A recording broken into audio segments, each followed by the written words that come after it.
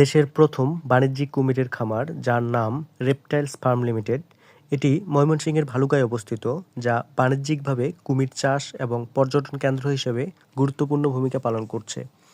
২০০৪ সালে প্রতিষ্ঠিত এই খামারটি নানা প্রতিকূলতা পেরিয়ে বর্তমানে সম্ভাবনাময় এক প্রতিষ্ঠানে পরিণত হয়েছে। ময়মনসিংহ জেলার ভালুকা উপজেলার উথুরা ইউনিয়নের হাতিবের গ্রামে প্রায় ১৪ একর জমির উপর দেশের প্রথম এই বাণিজ্যিক কুমিরের খামারটি গড়ে ওঠে। বেসরকারি প্রতিষ্ঠান রেপটাইলস ফার্ম লিমিটেড ২০০৪ সালের ৫ মে বাংলাদেশ পরিবেশ ও বন মন্ত্রণালয় থেকে খামার প্রতিষ্ঠার অনুমোদন লাভ করে। একই বছরের ২২ ডিসেম্বর মালয়েশিয়ার সারওয়াত থেকে প্রায় ১.৫ কোটি টাকা ব্যয়ে ১৫টি পুরুষসহ মোট ৭৫টি কুমির আনা হয়। খামারটির স্বপ্নদ্রষ্টা ছিলেন লেখক মুস্তাক আহমেদ এবং মেজবাউল হক, যাদের হাত ধরে বাংলাদেশে প্রথম বাণিজ্যিক কুমিরের চাষের যাত্রা শুরু হয়।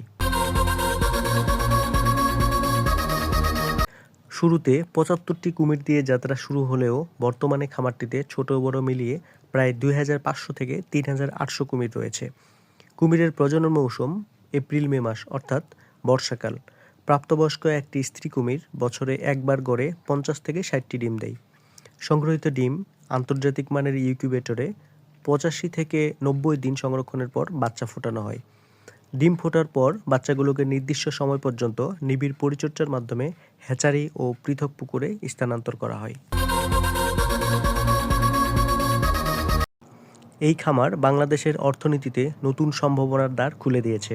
২০১০ সালে প্রথম দফায় ৬৭টি হিমায়িত কুমির জার্মানিতে রপ্তানি করা হয়। এরপর ২০১৪ সাল থেকে ২০১৯ সাল পর্যন্ত মোট ১,৫৬০টি কুমিরের চামড়া জাপানে রপ্তানি করা হয়।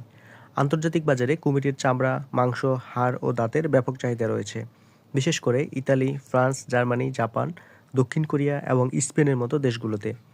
বর্তমানে ৩ বছর বয়সী কুমিরের চামড়া রপ্তানি করা হয়। এই খামারটির যাত্রাপথ মোটেও সহজ ছিল না। আর্থিক সংকট এবং মালিকানা জটিলতা সহ নানা প্রতিকূলতার সম্মুখীন হয়েছে এটি। বিশেষ করে আলোচিত পিকে হালদারের মালিকানাধীন হওয়ার পর ২০১৯ সালে অর্থ কেলেঙ্কারির ঘটনায় ব্যাংক হিসাব জব্দ হলে খামারটি অচলাবস্থার মধ্যে পড়ে। এমনকি ২০২০-২১ সালে প্রায় ১,০০০ কুমির মারাও গিয়েছিল। তবে আদালতের নির্দেশে ডক্টর নাঈম আহমেদকে চেয়ারম্যান ও আন্তর্জাতিক খ্যাতিসম্পন্ন কুমির বিশেষজ্ঞ এনাম হককে ব্যবস্থাপনা পরিচালক করে একটি ৬ সদস্যের পরিচালনা পর্ষদ গঠিত হওয়ার পর খামারটি আবারও সচল হতে শুরু করে। ২০২৩ সালের ডিসেম্বরে বেসরকারি উন্নয়ন সংস্থা উদ্দীপন খামারটি কিনে নেওয়ার পর নতুন ব্যবস্থাপনায় এর রপ্তানিমুখী কার্যক্রমে আবার গতি ফিরে এসেছে। বর্তমানে রেপটাইলস ফার্ম লিমিটেড একটি শিক্ষামূলক পর্যটন কেন্দ্র হিসেবেও পরিচিতি লাভ করছে।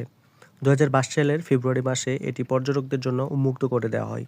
প্রতিদিন সকাল ৯টা থেকে বিকেল ৫টা পর্যন্ত দর্শনার্থীদের জন্য খোলা থাকে এই খামারটি। প্রাপ্তবয়স্কদের জন্য প্রবেশ মূল্য ১৫০ টাকা এবং শিক্ষার্থীদের জন্য ১০০ টাকা নির্ধারণ করা হয়েছে। পর্যটকদের আকর্ষণ বাড়াতে দৃষ্টিনন্দন পিকনিক হল, সেমিনার কক্ষ, ক্যান্টিন, রেস্ট হাউস সহ বিভিন্ন স্থাপনা নির্মাণ করা হয়েছে।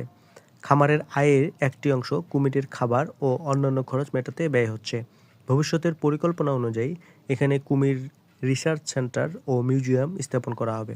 পাশাপাশি শিশুদের বিনোদনের জন্য হরিণের ব্যবস্থাও থাকবে।